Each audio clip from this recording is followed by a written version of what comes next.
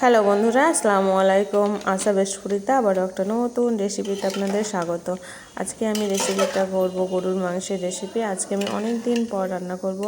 আর কিভাবে গ্যাসের ওভেনে রান্না করেও মাংস যে নরম হতে পারে সেটা আজকে আমি আপনাদের শেয়ার করব। তো চলুন দেখে নিই আজকে রেসিপিটা। এখানে আমি মাংসটা ধুয়ে পরিষ্কার করে চলে এসেছি। গ্যাসের ওভেনে রান্না করতে গেলে অবশ্যই একটা পাতিল লাগবে। সেই পাতিলটা আমি এখানে অ্যালুমিনিয়ামের পাতিল নিয়েছি। আপনারা মাটির পাতিল কিংবা কাঁসার পাতিলও নিতে পারেন।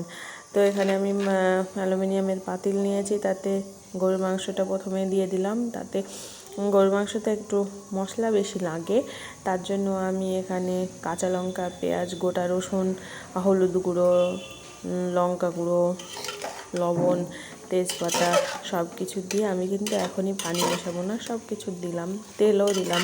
1 কেজি মাংস নিয়েছি আমি। এখানে 1 কেজি মাংসতে কিন্তু 100 তেল লাগবে। তেলটা দিয়ে আমি ভালোভাবে এই ছলনি দিয়ে নেড়ে চেড়ে ঢাকা দিয়ে দিলাম। এমন একটা ঢাকনা নিতে হবে যাতে বাতাসটা না বেরোয়। আমি এবার গ্যাস ওভেনটা জ্বালিয়ে দিলাম। তারপরে এদিকে একটা বাটা মশলা করে নেব। যেহেতু গরুর মাংস রান্না করছি, সেখানে আদা আর রসুন সমান সমান লাগবে, তাই এখানে আমি রসুনটা আগে অনেকটা গোটা দিয়ে দিয়েছি। তার জন্য এখানে আমি রসুনটা কম, আদাটা নিয়েছি। আদাটা একটু বেশি নিয়েছি, রসুনটা একটু কম দিয়ে জিরে আর ধনে আর গরম মশলা আমি একসঙ্গে বেটে নেব। অবশ্যই আপনাদের কাছে ধনে গুঁড়ো থাকলেও দিতে পারেন, জিরে গুঁড়ো থাকলেও সেটা দিতে পারেন। তো এখানে আমার কাছে গুঁড়ো ছিল, তাও আমি বাটা মশলাতে খেতে একটু পছন্দ করি, তাও মিক্সিতে আমি বেটে নিলাম। আর আপনারা শিলনোড়াতেও বেটে নিতে পারেন।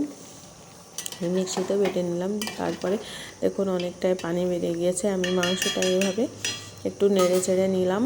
তারপর আমি এবার মশলাটা দিয়ে দেব। মশলাতে দেখালাম তো জিরে, ধনে, আদা, রসুন আর গরম মশলা বাটা আছে, সেটা আমি এইভাবে দিয়ে দিলাম। তারপরে এবার যেটা করব সেটা হচ্ছে একটু ঝোল ঝোল খাওয়ার জন্যে আমি ওই মিক্সির বাটিটা ধুয়ে যে পানিটা হলো সেই পানিটা আমি দিয়ে দিলাম। তাছাড়া এক্সট্রা কোনো পানি আমি এখানে ব্যবহার করব না। এবার আমি এইভাবে মাংসটা নেড়ে চেড়ে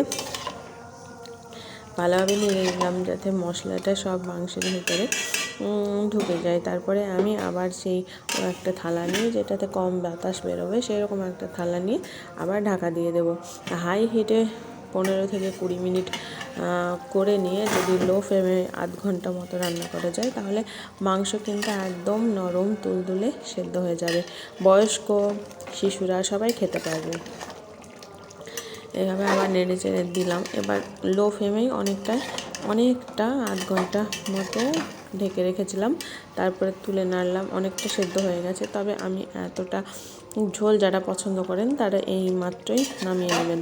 কিন্তু আমি অতটা ঝোল পছন্দ করব না, ঝোলটা আরও একটু মারিয়ে নেব। তার জন্যে আমি আবারও মাংসটা আমার হয়ে গেছে। এবার ঝোল যারা পছন্দ করে তাদের ঠিক আছে। এবার আমি অতটা ঝোল নেব না, তাই আবার ঢাকা দিয়ে দিলাম। ঝোলটা আমার আরও যেন মরে যায়। ঝোলটা আমার অনেকটা বেরিয়ে গেছে। তারপরে তেলটা ভেসে উঠেছে। এবার তেলটা যতক্ষণে হয়ে যাবে ততক্ষণে ভেবে নিতে হবে যে মাংসটা আমার কমপ্লিটলি হয়ে গেছে।